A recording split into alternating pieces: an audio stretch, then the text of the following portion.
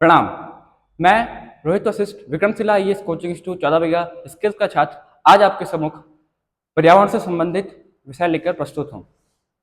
सर्वप्रथम यूपीएससी में इस वर्ष पूछे गए पर्यावरण के संबंधित प्रश्न एवं उसके बाद में पर्यावरण एवं विधि अर्थात इन्वायरमेंट एंड लॉ के विषय में बताऊंगा। उससे पूर्व यूपीएससी में इस वर्ष पूछे गए यूपीएससी 2024 में जो कि परसों ही हुई उसमें पूछे गए पर्यावरण के प्रश्न इस वर्ष जैसे कि इंपॉर्टेंट क्वेश्चंस जैसे कि जो कि इस वर्ष पूछे गए। पहला क्वेश्चन कि पैरासिटॉइड स्पीसीज निम्नलिखित में से पैरासिटॉइड स्पीसीज कौन सी हैं, ऐसा कुछ क्वेश्चन था। तो पैरासिटॉइड स्पीसीज कौन सी हैं, तो मैं उनके नाम ही बता देता हूँ जो पैरासिटॉइड स्पीसीज थी। पहले तो पैरासिटॉइड स्पीसीज होती क्या है, यदि मैं ये बताऊं तो जो कि पैरासाइट क्या होता है, जो कि अपने होस्ट पे डिपेंडेंट होता है और होस्ट से ही अपना पोषण लेता है या फिर अपना खाना पीना जो भी होता है पोषण लेता है, वो क्या होता है, वो पैरासाइट होता है। परंतु पैरासिटॉइड और पैरासाइट में ये अंतर है कि जो पैरासिटॉइड होता है वो अपने होस्ट को डेड कर देता है, अर्थात वो अपने होस्ट को मृत करने के लिए जिम्मेदार होता है। कौन? पैरासिटॉइड। जबकि जो पैरासाइट होता है वो केवल पोषण लेने के लिए ही जिम्मेदार होता है। जैसे कि जो हमारे सर में जूं होते हैं, जूं एक पैरासाइट है। ऐसे ही यदि मैं पैरासिटॉइड के एग्जांपल्स जो कि उसमें ऑप्शंस में थे, जैसे कि कर्व्ड बीटल हो गया और सेंट्रीपोड्स हो गया और सेंट्रीपोड्स हो गया और मक्खी हो गई या फिर जो दीमक होता है वो हो गया।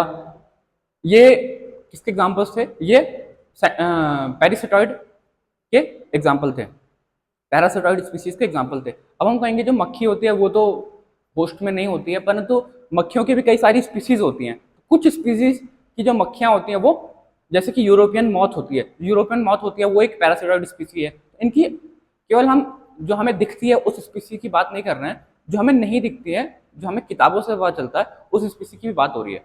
तो ये पैरासिटॉइड स्पीसीज में आती हैं। दीमक हो गया, मक्खी हो गया या फिर ये बीटल हो गया, ये सब किस में आती हैं? पैरासिटॉइड स्पीसीज में आती हैं।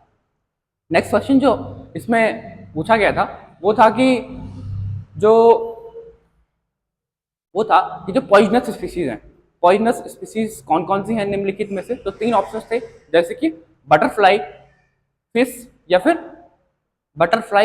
फिर फ्रॉग।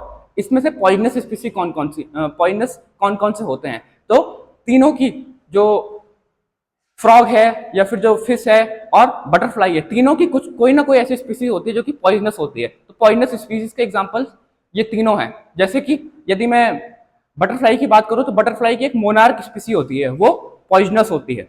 ऐसे ही यदि मैं फिश की बात करूं तो एक स्पीसी होती है फिश की, जैसे कि रफल एक स्पीसी होती है जो कि पॉइजनस होती है। ऐसे ही एक फ्रॉग की भी एक ऐसी स्पीसी होती है जैसे कि पॉइजनस डर्ट फ्रॉग, ये पॉइजनस स्पीसी है। तो तीनों पॉइजनस स्पीसी के एग्जांपल्स हैं। और नेक्स्ट क्वेश्चन यदि मैं पूछूं तो नेक्स्ट क्वेश्चन जो यूपीएससी में आया हुआ था वो होगा कि जो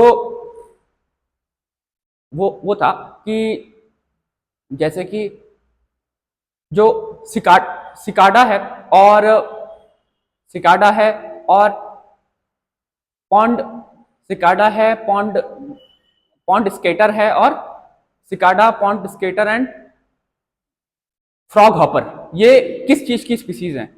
ये पक्षी की स्पीसी हैं या फिर ये मतलब किस ग्रुप में आते हैं? तो ये इंसेक्ट ग्रुप में आते हैं। कौन कौन से? Cicada, frog hopper and pond skater. जबकि इसके नाम से कुछ और लग रहा है पॉन्ड स्केटर के नाम से, परंतु ये इंसेक्ट है, ये इंसेक्ट की स्पीसीज हैं। ऐसे यदि मैं नेक्स्ट क्वेश्चन की ओर बढ़ूं तो जो इंडिया की नेटिव स्पीसीज है, इंडिया की नेटिव स्पीसी इनमें से कौन सी है? इन तीनों में से जो आगे बताने वाला इनमें से इंडिया की नेटिव स्पीसी अर्थात जो कि यहीं से बॉर्न हुई है, फॉरेन स्पीसी अर्थात जो बाहर से इंडिया में इंट्रोड्यूस की गई है। तो तीनों जो ऑप्शन थे वो थे काजू, पपीता और रेड चंदन, जो रक्त चंदन जिसको कहते हैं, रक्त चंदन। तो इन तीनों में से जो रक्त चंदन है या फिर रक्त चंदन है, ये इंडियन स्पीसी है, इंडियन नेटिव स्पीसी है।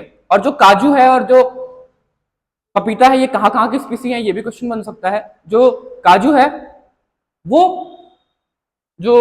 वो कहाँ से लाई गई थी, तो वो हमारे ब्राजील से लाई गई थी। और जो पपीता है वो सेंट्रल अमेरिका या फिर मैक्सिको, सेंट्रल अमेरिका से लाई गई थी। जो पोर्टुगीज थे, जो पुर्तगाली थे, उनके द्वारा ये भारत में इंट्रोड्यूस की गई। वो पहले गोवा आए थे तो वहां से उन्होंने इंट्रोड्यूस किया था पपीता को। इसके बाद तो ये फॉरेन स्पीसी है। तो इसमें एक और क्वेश्चन बन सकता है, जो लाल चंदन है या फिर जो रेड रक्त चंदन है, ये इसकी इंडिया में भी ये कहाँ से ओरिजिन है इसका, तो ये आंध्र प्रदेश की सीसाचलम जो पहाड़ियां हैं, आंध्र प्रदेश की सीसाचलम जो पहाड़ियां हैं, वहां से रक्त चंदन का शुरुआत मानी जाती है। नेक्स्ट क्वेश्चन जो होगा वो नेक्स्ट क्वेश्चन था कि जो इंदिरा है, 3 स्पीसीज के नाम लूंगा मैं, Indira, बोनोबो and elk. Indira, बोनोबो and elk. तो इंदिरा कहाँ की स्पीसी है, बोनोबो कहाँ की स्पीसी है और एल्क कहाँ की स्पीसी है, ये सुमेलित करने के लिए दिया हुआ था कि किसमें कौन सा सुमेलित सही है। तो इसके मैं डायरेक्ट आंसर ही बताऊं तो जो इंदिरा है ये मेडागास्कर की स्पीसी है। मेडागास्कर जो कि हमारे अफ्रीका के राइट में एक द्वीप है, आइलैंड है मेडागास्कर। मेडागास्कर की स्पीसी है इंदिरा। ऐसी बोनोबो अफ्रीका की स्पीसी है और ऐसे ही जो एल्क है वो मैक्सिको की स्पीसी है। एल्क वो मैक्सिको की स्पीसी है। इसके बाद जो नेक्स्ट क्वेश्चन यूपीएससी में देखने को मिला वो था कि जैसे कि जो पी फैमिली है, तो पी फैमिली के और कौन कौन से उदाहरण हैं। तो हमें पहले ये पता होना चाहिए कि जो पी फैमिली है वो कौन सी है। पी की फैमिली जितनी भी दाल वाली फसलें होती हैं, जितनी भी दाल वाली फसलें होती हैं, उनकी फैमिली लेग्यूम, उनको हम कहते हैं लेग्यूम्स कहते हैं। उनकी फैमिली फेबेसी होती है, या फिर लेग्यूमिनेसी पहले होती थी, अब फेबेसी होती है और उनको हम लेग्यूम्स कहते हैं। तो पी की फैमिली क्या है, फेबेसी फैमिली है। तो जो भी दाल वाली होंगी, जिनके भी जड़ों में राइजोबियम बैक्टीरिया होंगे, दलहनी फसलों या फलीदार फसलें जो भी होती हैं, उनको हम फेबेसी फैमिली में रखते हैं। जैसे कि इसके जो एग्जांपल्स, इसके जो पॉइंट ऑप्शंस दिए थे वो थे ग्राउंडनट, हॉर्स ग्रेन और या फिर घोड़ा चना, मूंगफली। और एक और ऑप्शन था, जैसे कि एक और ऑप्शन था जो कि था ऐसे, ये 3 ऑप्शन थे मूंगफली, जैसे कि आर्चिया हाइपोजिया इसका बॉटनिकल नेम होता है, ये भी फेबेसी की एग्जांपल है। हॉर्स ग्रेन भी फेबेसी का एग्जांपल है। और एक और एग्जांपल था सोयाबीन, सोयाबीन भी फेबेसी का एग्जांपल है, ये भी एक दाल वाली फसल है। तो ये तीनों के तीनों पी फैमिली के एग्जांपल्स हैं। पी फैमिली अर्थात फेबेसी के एग्जांपल्स हैं। इनफैक्ट जो सोयाबीन होती है उसका एक और इंपॉर्टेंट पॉइंट होता है, जिस सोयाबीन में सबसे अधिक प्रोटीन की मात्रा पाई जाती है। 42% प्रोटीन की मात्रा सोयाबीन में पाई जाती है। सबसे मतलब दालों में सबसे अधिक प्रोटीन सोयाबीन में, ग्लाइसिन मैक्स जिसका बॉटनिकल नेम है, इसमें पाई जाती है। तो एक क्वेश्चन आया था यूपीएससी में स्टेटमेंट की फॉर्म में कि जो चिंगम होते हैं क्या वो इन्वायरमेंट के लिए पॉल्यूटेंट की तरह कार्य करते हैं या फिर इन्वायरमेंट के पॉल्यूटेंट में से एक हैं। सेकेंड स्टेटमेंट था कि जो चिंगम्स हैं क्या उसको बनने में रॉ मटेरियल प्लास्टिक भी होता है। तो इसका आंसर होगा कि दोनों ही जो स्टेटमेंट्स हैं वो करेक्ट हैं, कि जो चिंगम होते हैं वो प्लास्टिक से ही बनते हैं और इसीलिए वो इन्वायरमेंट के लिए पॉल्यूटेंट की तरह भी काम करते हैं। नेक्स्ट क्वेश्चन जो होगा, जो यूपीएससी में आया हुआ था इसी वर्ष, वो था कि वर्ल्ड की कौन सी सबसे बड़ी पीटलैंड है, वर्ल्ड की लार्जेस्ट पीटलैंड कौन सी है। तो पहले तो पीटलैंड क्या होता है, तो पीटलैंड्स वेटलैंड्स की ही तरह भूमियां होती है, ताकि जैसे कि आर्द्र भूमियां। तो इसमें एक स्टेटमेंट होती है कि all peatlands are wetlands but all wetlands are not peatlands. तो मतलब सारी पीटलैंड्स जो होते हैं वो वेटलैंड्स होती हैं, जबकि सारी वेटलैंड्स पीटलैंड्स हो ये जरूरी नहीं है। तो जो वर्ल्ड की लार्जेस्ट पीटलैंड है वो कौन सी है, इसका आंसर था जो कॉन्गो बेसिन है, वो वर्ल्ड की लार्जेस्ट पीटलैंड है। जबकि जब हम पढ़ते हैं कि वर्ल्ड का जो पीटलैंड्स का डिस्ट्रीब्यूशन है वो सबसे ज्यादा कहाँ पे है, तो इंडोनेशिया में पीटलैंड्स का डिस्ट्रीब्यूशन सबसे ज्यादा होता है, इसमें इंडोनेशिया में। इसके बाद जो नेक्स्ट क्वेश्चन यूपीएससी में पूछा गया था, यूपीएससी 2024 में, वो था कि वो भी 3 स्टेटमेंट्स की फॉर्म में था। पहला स्टेटमेंट कि क्या लायन का या फिर जो शेर होता है उसका कोई ब्रीडिंग सीजन होता है, तो यदि मैं इसका आंसर यहीं पे दूं तो उसका कोई भी ब्रीडिंग सीजन नहीं होता है लायन का। सेकंड क्वेश्चन था कि क्या जो चीता होता है वो लायन की तरह ये रोअर करता है, अर्थात जो गुरगुराहट होती है क्या वो भी रोअर करता है, तो नहीं, चीता रोअर नहीं करता है, चीता पर करके करता है। और थर्ड स्टेटमेंट जो था वो था कि क्या जो चीता होता है, क्या जो चीता है उसका, या ऐसे कुछ स्टेटमेंट था। इसके बाद नेक्स्ट क्वेश्चन जो यूपीएससी में पूछा गया था, या फिर वापस उससे थर्ड स्टेटमेंट पे आऊं, तो क्या जो चीता होता है वो सेंट मार्किंग करता है क्या? सेंट मार्किंग अर्थात जैसे कि जो भी टेरिटोरियल एनिमल होते हैं, जो भी अपने टेरिटरीज डिफाइन करते हैं, तो ये अपनी यूरिन के थ्रू या फिर अपनी यूरिन के थ्रू अपनी टेरिटरी डिफाइन करते हैं। तो ऐसे ही क्या चीता भी एक सेंट मार्किंग टेक्निक यूज करता है? तो जी हाँ, चीता भी सेंट मार्किंग टेक्निक यूज करता है। ये 3 स्टेटमेंट्स थे। इसके बाद जो नेक्स्ट क्वेश्चन यूपीएससी में पूछा गया था वो पूछा गया था वर्ल्ड टॉयलेट ऑर्गेनाइजेशन से, अर्थात WTO, जो कि वर्ल्ड टॉयलेट ऑर्गेनाइजेशन थे। इसमें 2 स्टेटमेंट्स दिए हुए थे। पहला स्टेटमेंट है कि क्या जो वर्ल्ड टॉयलेट ऑर्गेनाइजेशन है वो यूएन या फिर यूनाइटेड नेशन का भाग है? तो उत्तर होगा कि नहीं, ये यूनाइटेड नेशन का भाग नहीं है। जबकि वर्ल्ड ट्रेड ऑर्गेनाइजेशन, जो WTO वर्ल्ड ट्रेड ऑर्गेनाइजेशन, वो हो सकता है, पर वर्ल्ड टॉयलेट ऑर्गेनाइजेशन नहीं है। सेकंड जो इसका स्टेटमेंट था वो ये था कि क्या जो वर्ल्ड टॉयलेट ऑर्गेनाइजेशन था उसका, क्या जो वर्ल्ड टॉयलेट समिट है, वर्ल्ड टॉयलेट डे है, या फिर वर्ल्ड टॉयलेट कॉलेज है, क्या ये इसी के इनिशिएटिव हैं? तो जी हाँ, ये इसी के इनिशिएटिव हैं जो कि ग्लोबल सैनिटेशन के लिए को इंस्पायर करने के लिए जारी किए गए थे। किसके द्वारा? वर्ल्ड टॉयलेट ऑर्गेनाइजेशन के द्वारा। और ये यूएन की संस्था नहीं है। इसके बाद नेक्स्ट क्वेश्चन पूछा गया था जो कि करंट से था। अधिकतर क्वेश्चन इसमें करंट से पूछे गए हैं। और नेक्स्ट क्वेश्चन था कि क्या जो यूरोपियन पार्लियामेंट है उसने रिसेंटली या फिर हाल ही में एक नेट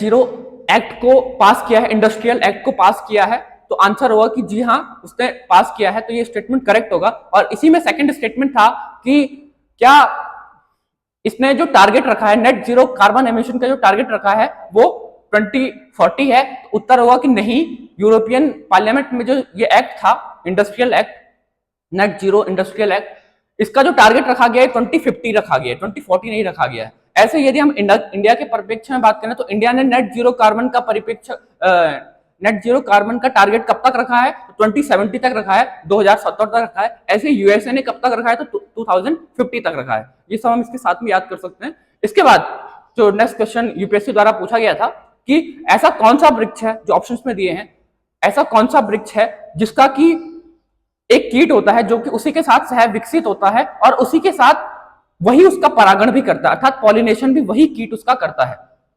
तो इसका उत्तर था अंजीर का वृक्ष, या फिर फिग ट्री जिसको कहते हैं, अंजीर का वृक्ष। तो उसका जो इंसेक्ट होता है फिग वास्प उसको कहते हैं, फिग वास्प, वही इंसेक्ट उसका पॉलिनेशन भी करता है, वही उसके साथ सह विकसित भी होता है या फिर को डेवलप भी होता है।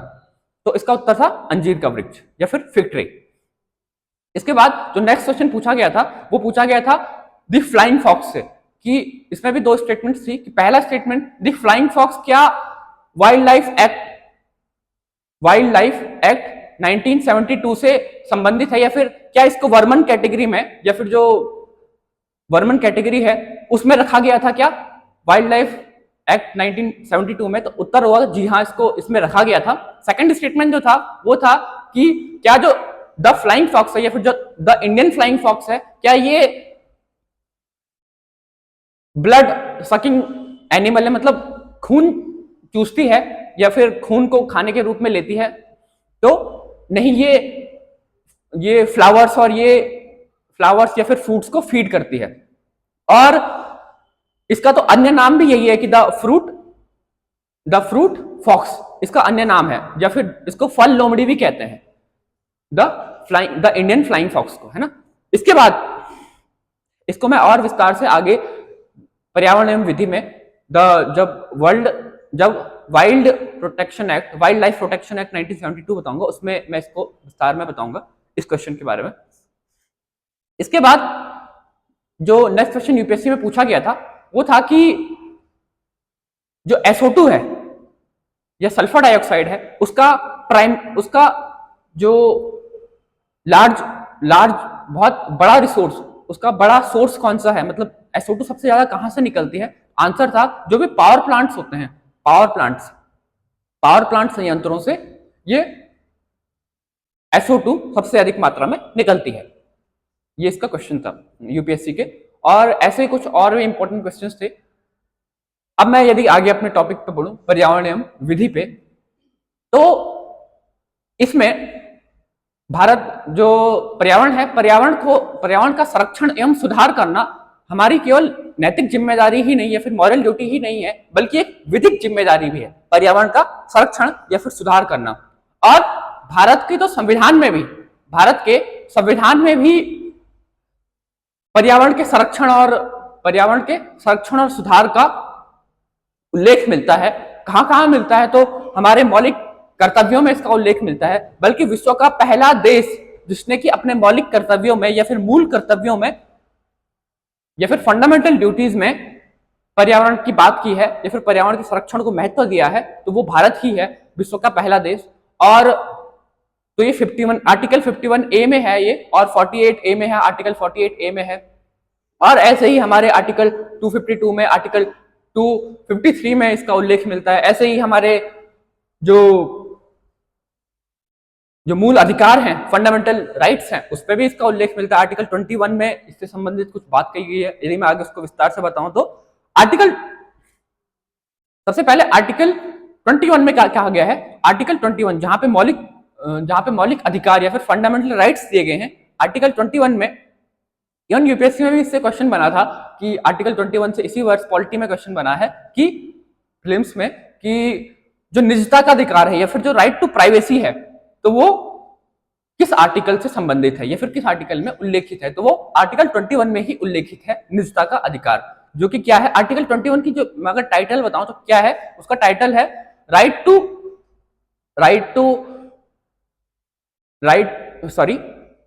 Protection of personal life and liberty, protection of life and personal liberty या फिर protection of personal life and liberty, अर्थात प्राण एवं दैहिक स्वतंत्रता या फिर freedom to life and personal liberty, जो भी आप कह सकते हैं। ये इसका टाइटल था आर्टिकल 21 का। इसी के अंतर्गत राइट टू प्राइवेसी आता है। इसी के अंतर्गत जो मैं बताने वाला हूं वो भी आता है। जैसे कि इसमें लिखा है कि प्रत्येक व्यक्ति को उन गतिविधियों से दूर रखा जाएगा जो कि उसके शरीर को या फिर उसके स्वास्थ्य को या फिर उसके जीवन को क्षति पहुंचाती हो, हानि पहुंचाती हो, या फिर उसको दुष्प्रभाव डालती हो। तो ये किसका कर्तव्य होगा? सरकार का कर्तव्य है, या फिर ये सरकार का कर्तव्य है कि वो प्रत्येक व्यक्ति को उन गतिविधियों से दूर रखेगी जो कि उसके जीवन को पर दुष्प्रभाव डालती हो। यह है आर्टिकल 21 में लिखा हुआ।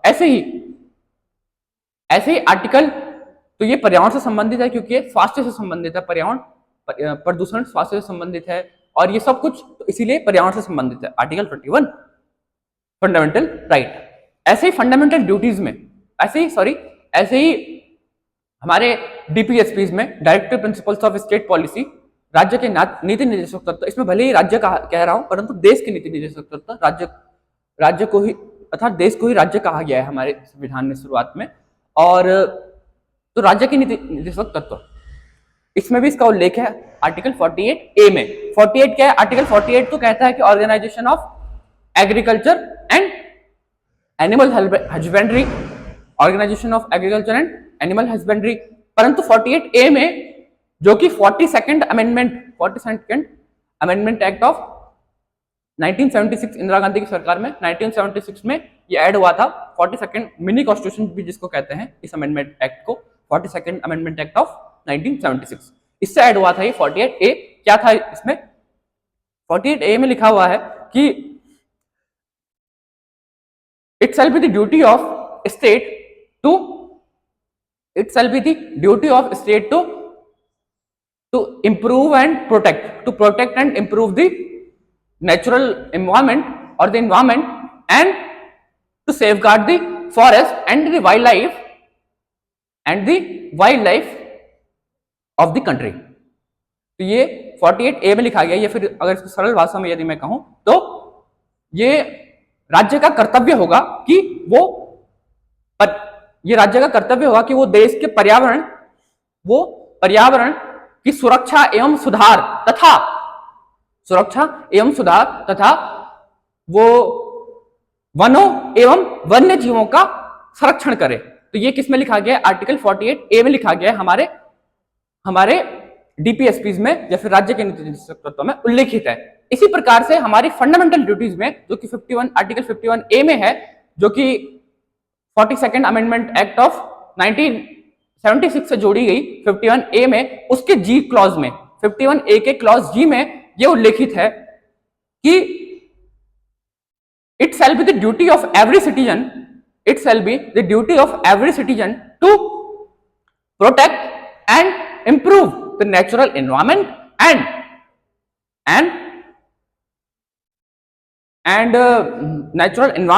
and including forests, lakes, rivers and wildlife, and to having compassion for living creatures।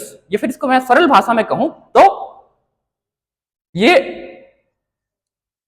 देश के प्रत्येक नागरिक का यह कर्तव्य होगा कि वह प्राकृतिक पर्यावरण की रक्षा करे तथा उसमें सुधार लाए एवं वो वनों, झीलों एवं नदियों एवं वन्य जीवों की रक्षा करे तथा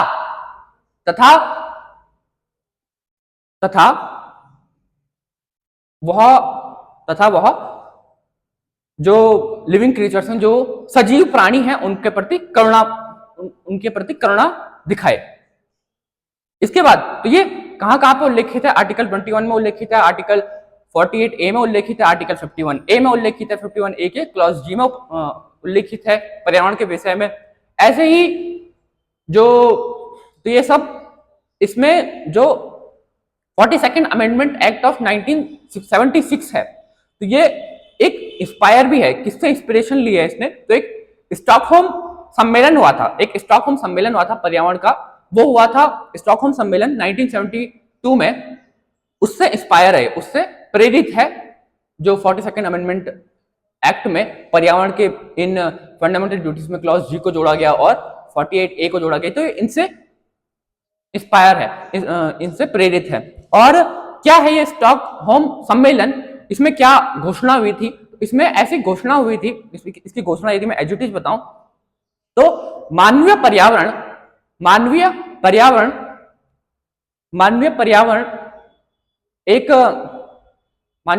एक महत्वपूर्ण मुद्दा है और इससे सभी लोगों की खुशहाली एवं समस्त देशों का आर्थिक विकास जुड़ा हुआ है, या फिर पूरे विश्व का आर्थिक विकास जुड़ा हुआ है। सभी सरकारों को एवं मानव जाति को पर्यावरण के संरक्षण एवं सुधार के लिए मिलजुल कर कार्य करना और जिससे कि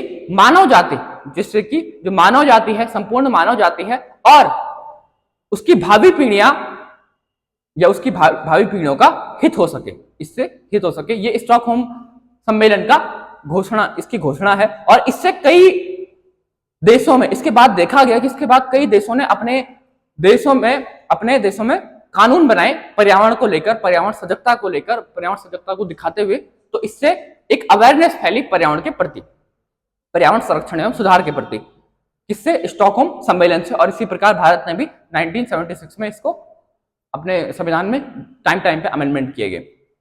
और इसके बाद और भी जगह हमारे संविधान में पर्यावरण से संबंधित उल्लेख मिलता है, जैसे कि हमारा जो शेड्यूल 7 है या अनुसूची 7 है, उसमें 3 लिस्ट हैं, यूनियन लिस्ट, स्टेट लिस्ट और कॉन्करेंस लिस्ट। तीनों लिस्ट में पर्यावरण से संबंधित सब्जेक्ट्स दिए गए हैं। ये यूनियन लिस्ट क्या होता है, तो जिसमें केंद्र सरकार या फिर जो केंद्रीय संसद है वो जिसपे कानून बना सकती है वो यूनियन लिस्ट के अंतर्गत आता है।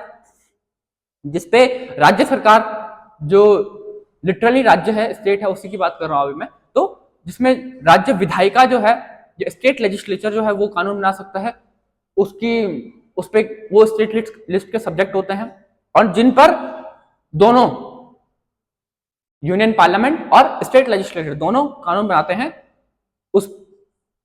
उसका वर्णन किसमें मिलता है, उसका वर्णन कॉन्करेंट लिस्ट में मिलता है। अब जो यूनियन लिस्ट है उसमें जो शेड्यूल 7 है, उसकी यूनियन लिस्ट में पर्यावरण के कौन कौन से सब्जेक्ट हैं, तो शीर्षक या फिर जो टाइटल नंबर 52 है, ये टाइटल नंबर 53 है, टाइटल नंबर 54 है और टाइटल नंबर 55 है। टाइटल नंबर 52 में उद्योग या फिर इंडस्ट्रीज यूनियन लिस्ट में है। ऐसे ही 52 से लेकर के 55 तक, 52, 53, 55 टाइटल नंबर ये सब खनिज एवं तेल का विकास, तो इन सब में पर्यावरण का ध्यान रखा जाए, इसकी जिम्मेदारी संसद की है और इसके प्रति संसद कानून बनाएगा। इसीलिए ये सब पर्यावरण के अंतर्गत आते हैं। कौन? 52 से लेकर के टाइटल 52 से लेकर के टाइटल 55 तक। ऐसे ही टाइटल 56 है यूनियन लिस्ट में। टाइटल 56 है कि इसमें जो अंतरराज्य नदियां हैं, और जो अंतरराज्य नदियां हैं उसका और नदी घाटियां हैं, तो वो किससे संबंधित है, वो किसमें है, तो वो टाइटल 56 में है और यूनियन लिस्ट में है। ऐसे ही टाइटल 57 में क्या है, टाइटल 57 पर्यावरण से संबंधित है, और इसमें क्या है, इसमें जो राज्यों का क्षेत्र है, जो भारत के राज्यों के क्षेत्र हैं, उनसे परे मतलब उनके क्षेत्र से परे मत्स्य की किसके अंतर्गत आती है, उसके जो लॉज बनाएगा कौन बनाएगा, यूनियन पार्लियामेंट बनाएगी, जो हमारी संसद है वो बनाएगी, केंद्रीय संसद। अब ये हो गई संघ सूची की बात या फिर यूनियन लिस्ट की बात। ऐसे ही राज्य सूची या फिर स्टेट लिस्ट की यदि बात करूं तो स्टेट लिस्ट में भी पर्यावरण से संबंधित कुछ विषय हैं, जैसे कि टाइटल 14 हो गया, टाइटल 17 हो गया, टाइटल 18 हो गया और टाइटल 21। टाइटल 14 क्या है? टाइटल 14 है कि या फिर अगर मैं टाइटल 21 की बात करूं तो टाइटल 21 भी मत्स्यिकी से है। टाइटल 21 जो है उसमें राज्य के क्षेत्र के भीतर जो भी मत्स्यिकी या फिर फिशरीज है उसका निर्धारण, उस पर लॉस कौन बनाएगा, तो उस पर लॉस स्टेट बनाएगी। इसके बाद ऐसे ही टाइटल 17 और 18 है। टाइटल 17 और 18 है। टाइटल 17 है कि वनों से संबंधित है,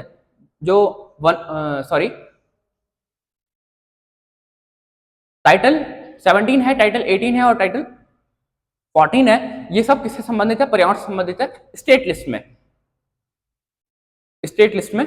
ऐसे ही यदि मैं आगे बात करूं तो कॉन्करेंट लिस्ट, इसमें बाद में वापस आता हूं। ऐसे यदि कॉन्करेंट लिस्ट में बात करूं तो कॉन्करेंट लिस्ट में 17A है, 17B है और 17A है, 17B है, टाइटल 17A, टाइटल 17B और टाइटल 20 और टाइटल 20A ये पर्यावरण से संबंधित है कॉन्करेंट लिस्ट में। इसमें जो 20 है वो क्या है, तो वो है आर्थिक एवं सामाजिक नियोजन। ऐसे 20A है जनसंख्या नियंत्रण एवं परिवार नियोजन, टाइटल 20A। ऐसे ही टाइटल 17A है वनों से संबंधित है टाइटल A। ऐसे 17A। ऐसे टाइटल 17B संबंधित है किससे, तो टाइटल 17B ऐसी इसी से संबंधित है, वन्य जीवों से संबंधित है। किससे संबंधित है? वन्य जीवों से संबंधित है टाइटल 17B, किसमें? कॉन्करेंट लिस्ट में। इसके बाद यदि मैं आगे बढ़ूं तो हमारे संविधान से पूर्व अर्थात हमारे ब्रिटिश भारत में, जब ब्रिटिश गवर्नमेंट का यहाँ रूल होता था, तो उस समय पर भी भारत का कोई संविधान तो नहीं था उस समय, परंतु भारत में जो भी एक्ट्स आए उसमें भी पर्यावरण का ध्यान रखा गया है। पर्यावरण से संबंधित जो भी एक्ट्स, यदि मैं उनकी बताऊं या फिर उससे पहले यदि मैं धाराएं बताऊं कि कौन कौन सी इंडियन पीनल कोड्स की, भारतीय दंड संहिता की कौन कौन सी धाराएं हमारे जब ब्रिटिश इंडिया था उस समय थी, तो हमारी इंडियन पीनल कोड की धारा नंबर 430 है, 431 है, धारा नंबर 432 है, 426 है, धारा नंबर 268 है, 200 ऐसे 290 है या 291 है। ये सभी धाराएं किसमें पर्यावरण से संबंधित। यदि मैं स्पेसिफिकली बात करूं धाराओं की तो इंडियन पिनल कोड की धारा नंबर 200 जो 77 थी वो जल प्रदूषण से संबंधित थी। ऐसे ही धारा नंबर इंडियन पिनल कोड की जो धारा नंबर 278 थी वो किससे संबंधित थी, वो वायु प्रदूषण से संबंधित थी, वायु प्रदूषण से संबंधित। अब यदि मैं एक्ट्स की बात करूं तो ब्रिटिश भारत में यदि मैं वायु प्रदूषण के एक्ट्स बताऊं तो कौन कौन से एक्ट्स जो थे वो वायु प्रदूषण के से संबंधित थे ब्रिटिश भारत में। तो पहला यदि मैं इंपॉर्टेंट एक्ट्स बताऊं तो एक एक्ट था the environment the oriental gas company act, the oriental gas company act. तो ये कब का था, ये 1857 का था, the oriental gas company act of 1857। ऐसे ही द एक्सप्लोजिव एक्ट ऑफ 1908 या फिर 1908। ऐसे ही द एक आता है द मोटर व्हीलर्स एक्ट जो कि था 1900, द मोटर व्हीलर एक्ट जो कि था 1938 का। ऐसे ही यदि हम किसकी बात करें, यदि हम जल प्रदूषण की बात करें, जल प्रदूषण के ब्रिटिश भारत में कौन कौन से एक्ट आए थे जल प्रदूषण को रोकने के लिए, तो या फिर उस पर नियंत्रण लगाने के लिए, उसके निरोध के लिए कौन कौन से एक्ट आए थे ब्रिटिश भारत में। तो उसके लिए आए थे जैसे कि जल प्रदूषण के लिए, जैसे कि द फिशरीज एक्ट आया था। द फिशरीज एक्ट कब का था, तो द फिशरीज एक्ट आया था, मतलब इंडियन फिशरीज एक्ट, भारतीय मत्स्यिकी अधिनियम, इंडियन फिशरीज एक्ट आया था। जो था कब का, ये था ऐसे ही अन्य एक्ट भी आए थे जल के लिए, जैसे कि द फेयरवेज एक्ट आया था, या फिर द फेयरवेज एक्ट आया था 1881 का। जो इंडियन फिशरीज एक्ट था ये कब का था, तो ये 1897 का था। ऐसे ही एक जल प्रदूषण के लिए एक और एक्ट आया था, जैसे कि एक 1873 का एक्ट था जो कि जल प्रदूषण के लिए ही आया था। और इसके बाद यदि मैं आगे बढ़ूं तो वन्य जीवों के लिए कौन कौन से एक्ट आए थे। वन्य जीवों के लिए एक्ट्स आए थे जैसे कि wild life protection act, Indian wild life act, भारतीय वन्य जीव अधिनियम, या फिर इंडियन वाइल्ड लाइफ एक्ट आया था कब का, तो भारतीय ये आया था 1927 का। और इसके बाद यदि मैं कीटनाशकों के लिए बात करूं तो कीटनाशकों के लिए एक एक्ट आया था जो आया था 1999 का, कि poison act, Indian poison act 1919 का। ऐसे ही यदि मैं कृषि के लिए बात करूं तो कृषि के लिए कौन कौन से एक्ट आए थे, जैसे कि the Madras district and pest act, ये आया था 1917 का। ऐसे ही the Kerala agriculture pest and disease act, ये आया था 1917 का। ऐसे ही the Andhra Pradesh agriculture pest and disease act, ये आया था 1919 का। तो ये एक्ट्स हैं जो ब्रिटिश भारत में भी पर्यावरण को लेकर के आए हुए थे। विधिक मतलब उस समय पर भी पर्यावरण को लेकर के विधिक जागरूकता ब्रिटिश भारत में भी थी। इसके बाद यदि मैं आगे बढ़ूं कि स्वाधीनता के बाद, अर्थात यदि मैं कॉन्स्टिट्यूशन बनने के बाद की बात करूं तो उसके बाद भी कई इंपॉर्टेंट एक्ट्स लाए गए भारत में। जैसे कि यदि मैं प्रदूषण को लेकर यदि पहले बात करूं या फिर कीटनाशकों की बात करूं तो एक कीटनाशक अधिनियम आया था 1968 का, कीटनाशक अधिनियम। उसमें उसके मुख्य पॉइंट्स की यदि मैं बात करूं तो उसके मुख्य पॉइंट्स जैसे कि जो एक कीटनाशक अधिनियम था ये किसके लिए लाया गया था, तो इस अधिनियम की मुख्य बात यह थी कि कीटनाशक अधिनियम कीटनाशकों के वितरण, कीटनाशकों के विक्रय और कीटनाशकों के उपयोग पर प्रतिबंध लगा था, ताकि उपयोग पर मतलब उस पर उसकी सीमा निर्धारित करता था, और जिससे कि पशुओं और मानव जाति का संरक्षण किया जा सके, कीटनाशकों से संरक्षण किया जा सके।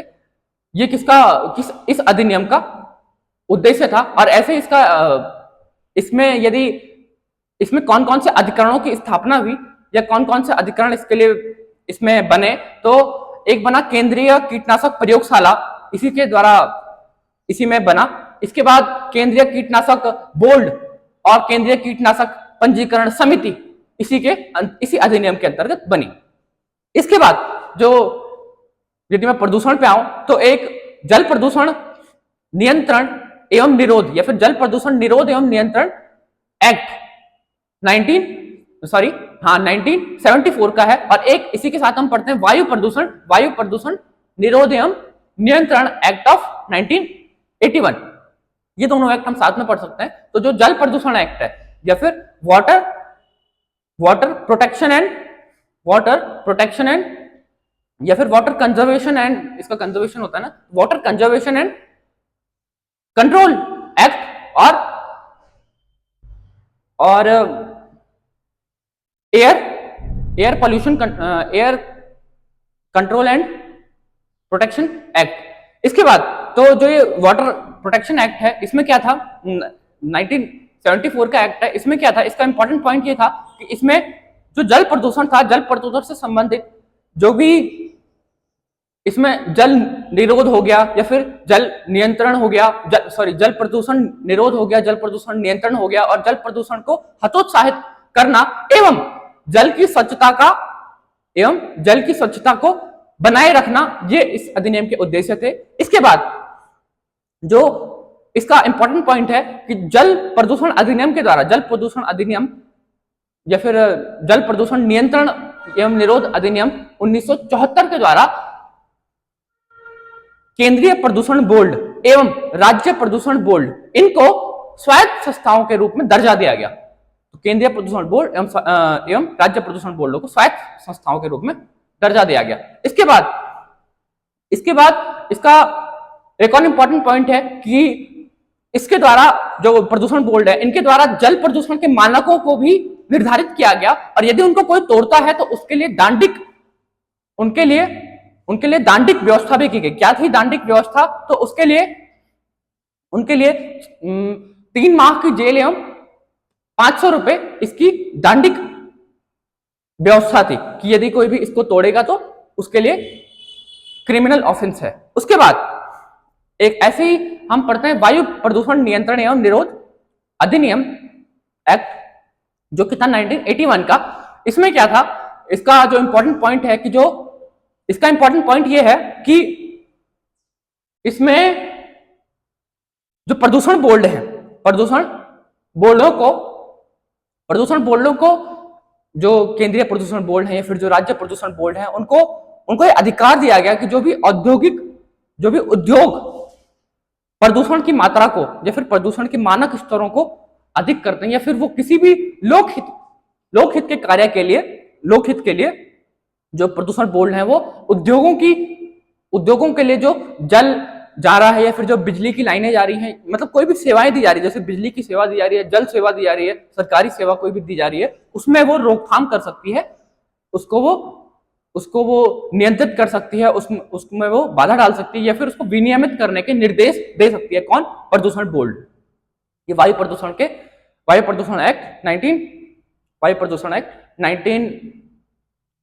1981 का एक्ट है। और इसमें एक और इंपॉर्टेंट पॉइंट आता है कि जो ये वायु प्रदूषण एक्ट है 1981 का, इसके अंतर्गत जो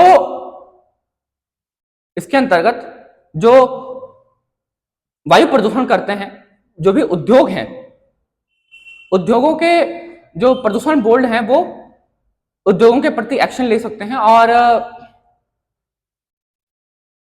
ये इसका इंपॉर्टेंट पॉइंट है। इसमें बाद में जब इसमें समय समय पर संशोधन हुए इस वायु प्रदूषण एक्ट में, इसमें एक संशोधन हुआ 1892 का संशोधन। उसमें क्या है कि 1891 का या 1892 का संशोधन हुआ, इसमें ध्वनि प्रदूषण को भी इसमें ऐड किया गया, या फिर 1991 का 1992 का संशोधन हुआ, तो इसमें ध्वनि प्रदूषण को भी इसी वायु प्रदूषण के अधिनियम में एक्ट किया गया कि ध्वनि प्रदूषण। तो ये भारत का एक पहला ऐसा पर्यावरण का एक्ट बना जिसमें कि ध्वनि प्रदूषण को भी महत्वता दी गई, ध्वनि प्रदूषण को भी महत्वता दी गई और उसका उल्लेख किया गया। इसके बाद हम पढ़ते हैं द फैक्ट्री एक्ट। वैसे तो पहले भी बहुत फैक्ट्री एक्ट हुए हैं, जैसे कि 1948 का फैक्ट्री एक्ट है, या फिर 19 जो अभी हम बताऊंगा उसमें 1987 का एक्ट है, जैसे कि इसके बाद एक 1992 का फैक्ट्री एक्ट है। तो इनका एक संशोधित, इन सभी को यदि मैं संशोधित रूप में कहूं, संशोधित फैक्ट्री एक्ट के अनुसार, इसका एक इंपॉर्टेंट पॉइंट है, यही है वो पॉइंट, संशोधित फैक्ट्री एक्ट के अनुसार जो प्रत्येक वर्ष 15 मई से पूर्व उद्योगों को, सभी उद्योगों को अपनी पर्यावरण ऑडिट रिपोर्ट प्रदूषण बोर्ड के समक्ष रखनी अनिवार्य होगी। ये किसके अनुसार है? तो ये संशोधित मतलब इतना सारा संशोधन हुआ तो फैक्ट्री एक्ट के अनुसार है। इसके बाद यदि अब मैं आगे वन्य जीवों पे बढ़ूं या फिर पर्यावरण की ओर बढ़ूं, मुख्यतः वन्य जीवों की ओर बढ़ूं या फिर वनों की ओर बढ़ूं, तो मुख्यतः हम कौन कौन से एक्ट पढ़ते हैं? जैसे कि वाइल्ड लाइफ प्रोटेक्शन एक्ट पढ़ते हैं हम 1972, ऐसे ही हम फॉरेस्ट एक्ट पढ़ते हैं, इंडियन फॉरेस्ट एक्ट वो पढ़ते हैं हम, जैसे कि वो पढ़ते हैं हम 1980 का। ऐसे ही हम एक पर्यावरण संरक्षण के लिए पढ़ते हैं कि इंडियन एनवायरमेंट प्रोटेक्शन एक्ट हम 1986 का पढ़ते हैं। ऐसे ही हम एक जैव विविधता अधिनियम पढ़ते हैं, बायोडाइवर्सिटी एक्ट ऑफ 2002 पढ़ते हैं। ये एक्ट यदि मैं विस्तार से बताऊं तो सबसे पहले wild life protection act of 1972। इसके इंपॉर्टेंट पॉइंट्स ये है कि इसके पहला पॉइंट कि इसमें इस अधिनियम के द्वारा विभिन्न वन्य जीवों के लिए जो अभयारण्य है एवं जो राष्ट्रीय पार्क हैं उनकी स्थापना का प्रबंध किया गया इस अधिनियम के द्वारा। सेकंड जो इसका इंपॉर्टेंट पॉइंट है वो है कि इसी अधिनियम में ये उल्लेखित था कि जो प्रोजेक्ट टाइगर है उसकी शुरुआत होगी। कौन सा अधिनियम है? 1972 का अधिनियम है। तो प्रोजेक्ट टाइगर शुरुआत हुआ कब हुआ? 1973 में हुआ, इसी अधिनियम के द्वारा। कब हुआ? 1 अप्रैल 1973 में। कहां हुआ? तो उत्तराखंड के जिम कॉर्बेट नेशनल पार्क से जो टाइगर मैन ऑफ इंडिया हैं कैलाश सांखला जी, उनके नेतृत्व में ये शुरू हुआ प्रोजेक्ट टाइगर। तो ये किस अधिनियम के थ्रू हुआ? तो ये wild life protection act of 1972 के थ्रू हुआ। उसमें ये उल्लेखित था कि प्रोजेक्ट टाइगर शुरू होगा। इसके बाद इसका जो थर्ड इंपॉर्टेंट पॉइंट है वो है कि इसमें शेर, चीता, बंदर, लोमड़ी और जो जंगली कुत्ते हैं उनका संरक्षण और जो लुप्त प्राय प्रजातियां हैं, लुप्त प्राय प्रजातियों की सूची एवं उनके बारे में एक प्रॉपर जो सूची बनी वो इस एक्ट के अंदर बनी। तो उनको पहचानना, सबसे पहले तो उनको पहचानना चाहिए ताकि उनको रिकॉग्निशन मिले और उनको बचाया जा सके। उसका पहला कदम होगा कि उनको पहचानना, तो उनको सूचीबद्ध किया गया किसके through? Wild life protection act of 1972 के थ्रू। और इसके इंपॉर्टेंट पॉइंट क्या है? तो इसमें जो मुख्य निकाय हैं उनकी स्थापना की गई। किन मुख्य निकायों की स्थापना की गई? यदि मैं आगे की भी बात करूं तो समय समय पर संशोधन हुए। तो कौन कौन से निकायों की स्थापना हुई? तो पहला निकाय जो है वो है राष्ट्रीय वन्य जीव बोर्ड या फिर national wild life board. Second, राज्य वन्य जीव बोर्ड एवं केंद्रीय जैविक उद्यान प्राधिकरण या फिर केंद्रीय चिड़ियाघर प्राधिकरण और राष्ट्रीय बाघ संरक्षण प्राधिकरण। ये राष्ट्रीय बाघ संरक्षण प्राधिकरण जो है इसकी स्थापना wild life amendment act of 2006 से हो रखी है। तो ये अमेंडमेंट के इंक्लूड करके मैं बता रहा हूं कि किन किन निकायों की स्थापना इस वाइल्ड लाइफ प्रोटेक्शन एक्ट में हो रखी है। और एक और निकाय की स्थापना हो रखी है वो है वन्य जीव संरक्षण नियंत्रण ब्यूरो। इस निकाय की भी स्थापना वाइल्ड लाइफ प्रोटेक्शन एक्ट के थ्रू हो रखी है। इसके बाद यदि मैं आगे बढ़ूं तो इसके अंडर में वाइल्ड लाइफ के प्रोटेक्शन एक्ट के अंदर में कौन कौन से संरक्षण क्षेत्र आते हैं, कौन कौन से संरक्षण क्षेत्र आते हैं, क्योंकि हम आगे जाके हम पढ़ेंगे कि इसमें एक संशोधन होता है वाइल्ड लाइफ एक्ट में, एक संशोधन होता है, पहला संशोधन जो होता है 1991 का संशोधन, wild life act amendment act of 1991। उसमें क्या होता है, जो भी दंड होते हैं, जो भी क्रिमिनल ऑफेंस होते हैं, जैसे कि यदि मैं क्रिमिनल ऑफेंस को डिफाइन करूं तो राष्ट्रीय उद्यान जो है वो भी इसी के अंतर्गत आते हैं पहले तो, और उसके अंदर कोई भी यदि खनन का कार्य होता है या फिर उसके अंदर कोई भी पादपों का दोहन होता है, कोई भी औषधियों का दोहन होता है या फिर उनका व्यवसाय होता है, व्यवसायीकरण होता है, तो वो या फिर पशुओं को चराने के लिए, मवेशियों को चराने के लिए ले जाया जाता है, तो वो एक क्रिमिनल ऑफेंस अब उसको माना जाता है और उसके लिए सजाएं भी इसमें सशक्त की गई, किसमें 1991 के एक्ट में।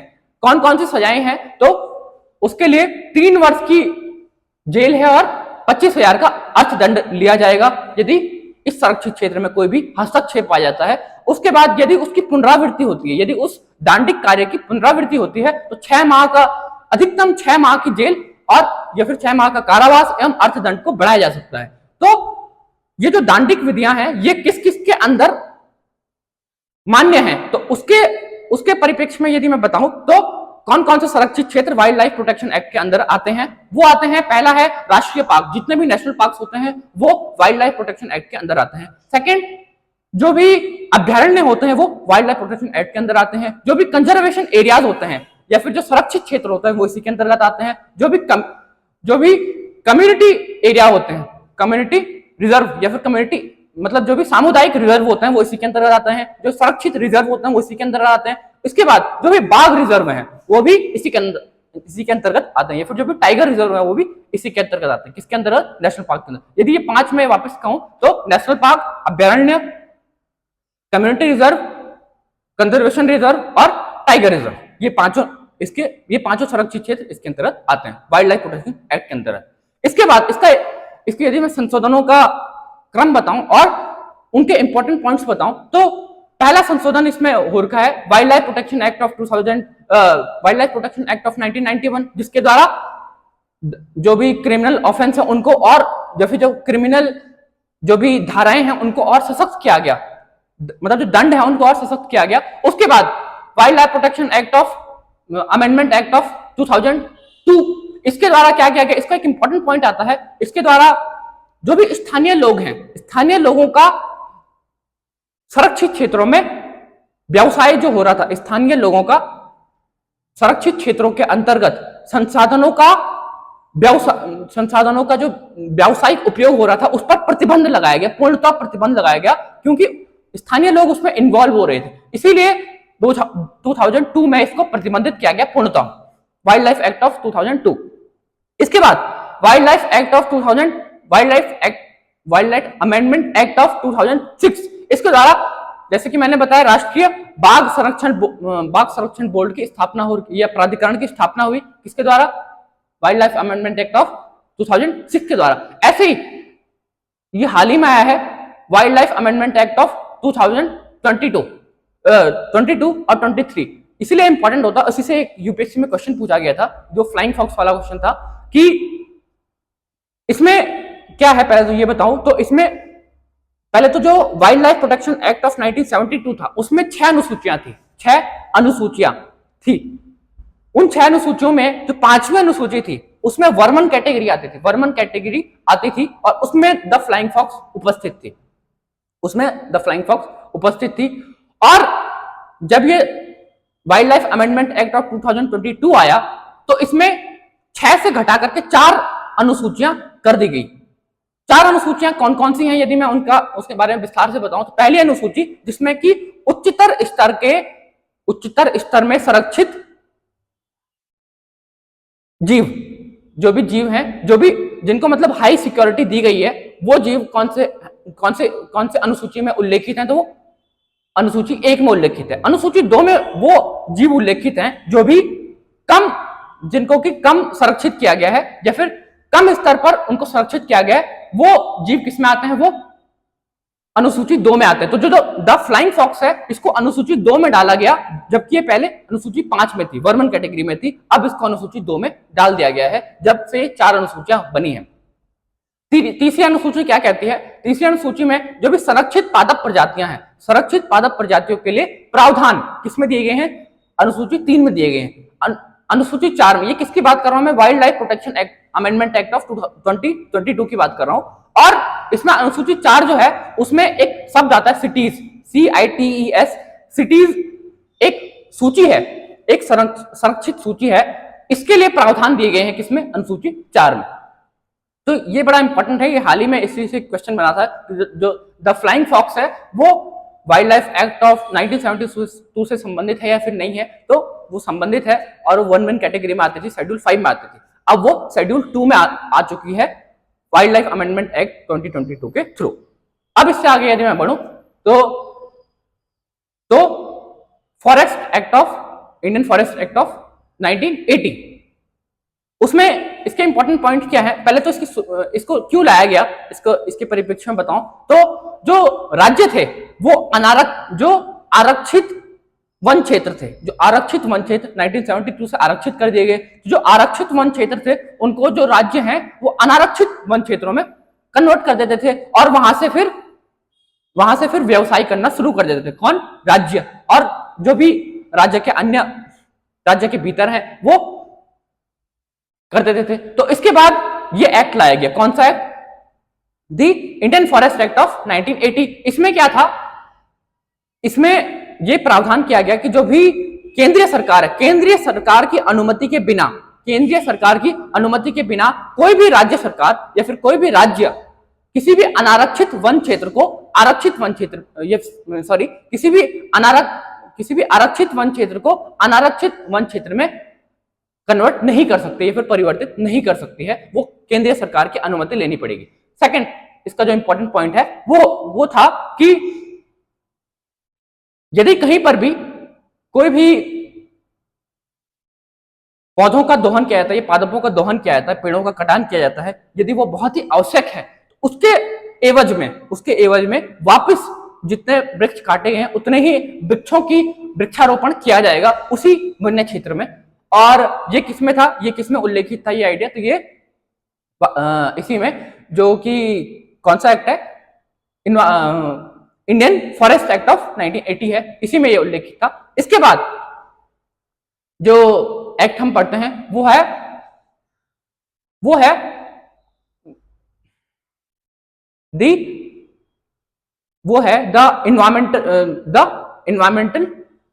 Indian environment act of 1986।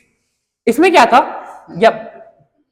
था कि जो भी इसका पहला इंपॉर्टेंट पॉइंट है, इसमें अधिनियम थे, इसमें इसकी जो धारा 3 है, धारा 3 का क्लॉज 1 कहता है कि जो भी केंद्र है, जो भी केंद्रीय सरकार है या फिर जो केंद्रीय सरकार है उसका दायित्व तो होगा कि जो पर्यावरण प्रदूषण है, पर्यावरण प्रदूषण का या फिर जो उसका नियंत्रण और उससे निरोध और उसका निवारण कौन करेगा? तो वो केंद्रीय सरकार करेगी। वो किसमें उल्लेखित है? हमारी धारा 1 में उल्लेखित है। कौन से? इन्वायरमेंटल एक्ट ऑफ 1986 में। ऐसे इसकी धारा 5 में उल्लेखित है कि जो भी इसकी धारा 5 में यह है कि जो उद्योग होते हैं, उद्योगों पर जो केंद्रीय सरकार है वो किसी भी उद्योग पर यदि वो मानकों से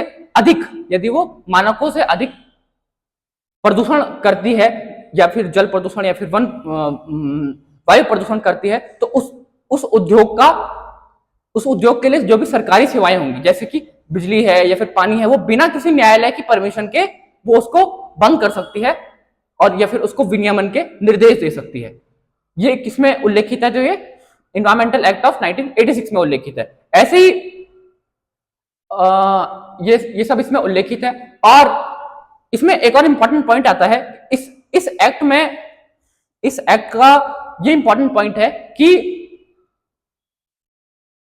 यदि कोई भी व्यक्ति या फिर कोई भी संस्था इस एक्ट का उल्लंघन करती है तो उस पर कोई भी व्यक्ति, कोई भी आम जनमानस उस पर मुकदमा दायर कर सकती है, और यदि वो दोषी पाया जाता है तो उसको 5 वर्ष का कारावास और 5 वर्ष का कारावास दिया जाने का उल्लेख इसमें उल्लिखित है, और यदि उसकी पुनरावृत्ति होती है तो 7 वर्ष का कारावास, और ये सब कुछ इसमें उल्लेखित है।